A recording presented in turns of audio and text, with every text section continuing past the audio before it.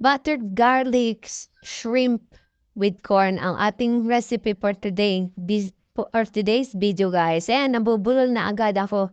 Kakasimula pa lang. At ayan na ang ating corn. Marami ang lalagay kong corn kasi paborito yan ng mga bata. At ang ating butter, bawang at ang ating sibuyas. At ang ating, ayan, papakuluan ko muna ang ating corn. Lagyan ko yung tubig ng konting asin para may lasa na siya. And marami siya, guys, kasi paborito yan ng mga anak ko yung corn. Kaya dinamihan ko na ng lagay. At ayan na nga ang ating butter. Tutunayan lang natin ang ating butter.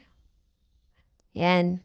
Tapos lalagay na natin ang ating bawang, guys. Nilagay ko pa agad yung ating bawang para pag natunaw na yung butter, luto na rin ang bawang.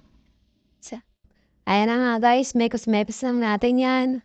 At pagkatapos niyan, lalagay na natin ang ating sibuyas. Kahit anong klaseng sibuyas pwede niyong ilagay kung anong available sa inyo, guys. At ilalagay na natin ang ating hipon. Yan, hipon-hipon din pag may time. Yan. Halo-haloin lang natin, mekos-mekos lang natin yan. Tapos maglalagay na tayo ng mga ingredients, guys. Tulad ng paminta.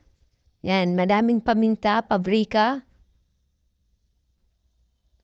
At magic sarap. Yan.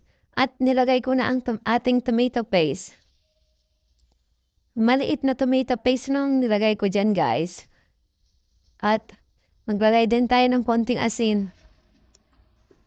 At pagkatapos niyan, naglagay ulit ako ng basil leaves.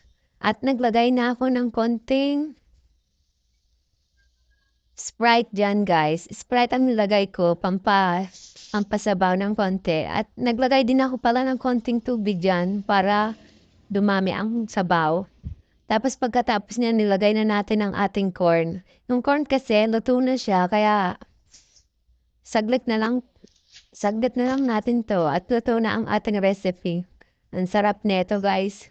Sabaw palang ulam na. Ayan na nga, guys. Tapos na ang ating butter shrimp with corn. At kung nagustuhan nyo nga ang video ito, huwag nyo kalimutang mag-follow. Salamat sa panunood. Tara, kain tayo, guys. Kung gusto nyo ang recipe nito, lutuin nyo na. Minsan-minsan, kailangan natin kumain ng masarap. Thank you!